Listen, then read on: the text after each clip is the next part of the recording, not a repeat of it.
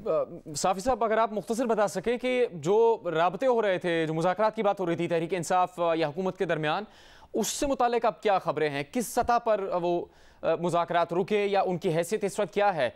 और एक आज़ाद राय के कारोबार नहीं रुकना चाहिए, लोगों को दफ्तर जाने देना चाहिए, सड़कें बंद नहीं होनी चाहिए, ट्रांसपोर्ट बंद नहीं होनी चाहिए, दुकानें बंद नहीं होनी चाहिए, एयरपोर्ट्स, रेलवे स्टेशन, बस अड्डे बंद नहीं होने चाहिए, मुल्क का निज़ाम नहीं रुकना चाहिए, जैसे कि बदकिस्मती से अगर लोग ये समझते हैं कि 2014 में भी नहीं होना चाहिए था। इस्लामाबाद शहर को मफलूज करके रखा गया, कंटेनर्स लगे रहे 4 महीने तक तहरीक इंसाफ के एहतजाज और धरने की वजह से। इस पर सुप्रीम कोर्ट के मुअज़्ज़ज़ जज साहिबान ने भी कहा कि हम चाहते हैं कि पाकिस्तान के शहरियों की रोज़मर्रा की ज़िंदगी मुतासिर नहीं हो, उनके ऊपर इसका असर नहीं आए। अगर आप एहतजाज कर भी रहे हैं तो उसकी जगह मुख्तस होनी चाहिए, वहाँ एहतजाज करें, एहतजाज ख़त्म होने पर अपने घरों को वापस चले जाएँ, अमन कायम रखें मुल्क में। इससे मुताल्लिक कौन कोशिश कर रहा है इस वक्त सलीम साफ़ी साहब इस्लामाबाद में? देखिए, एक तो उनकी तरफ से ख़ुद राब्ता करना और फिर सरकारी हेलीकॉप्टर में उनका इस्लामाबाद आके स्पीकर हाउस में मुज़ाकरात करना, उसमें परवेज़ खटक साहब थे, असद उमर साहब थे, शाह महमूद कुरैशी साहब थे।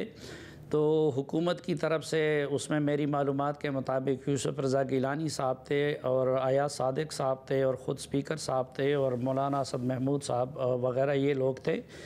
तो उसमें मेरी मालूमात के मुताबिक परवेज़ खटक का रवैया निस्बतन मुसालहाना था और हुकूमत की तरफ से उनको उस वक़्त भी ये पेशकश की गई कि भाई आप लोग ये खूनी वूनी की बातें छोड़ दें और आप आ जाएं और H9 पार्क में अपना जलसा कर लें और फिर चले जाएं।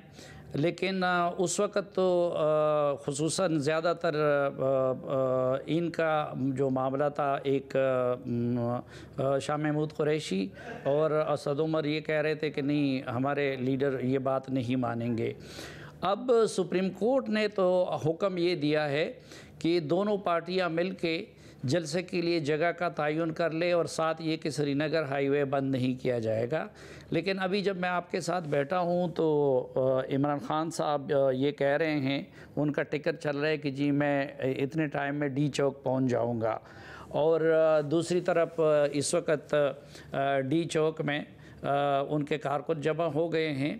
तो ये एक अभी आगे देखना ये है कि सुप्रीम कोर्ट के उस फैसले को किस तरह इंटरप्रेट किया जाता है और दोनों पार्टियां किस तरह उसको इंटरप्रेट करती हैं और फिर क्या उनकी कमेटी का जो सुप्रीम कोर्ट ने हिदायत की है उसमें कोई किसी लाएअमल पे इत्तेफाक होता है या नहीं होता। अगर नहीं होता तो उस सूरत में फिर क्या होगा, और या फिर ये कि अब पुलिस को तो एक्शन से रोक दिया गया है, लेकिन अभी मसलन डी चौक की तो इजाज़त नहीं है, लेकिन अभी पीटीआई के लोग डी चौक पहुंच गए हैं। तो ये एक इबहम है और देखना ये है कि सुप्रीम कोर्ट अब आगे जाके अपने फ़ैसले पे दोनों फरीक़ैन से किस तरह अमल करवाती है।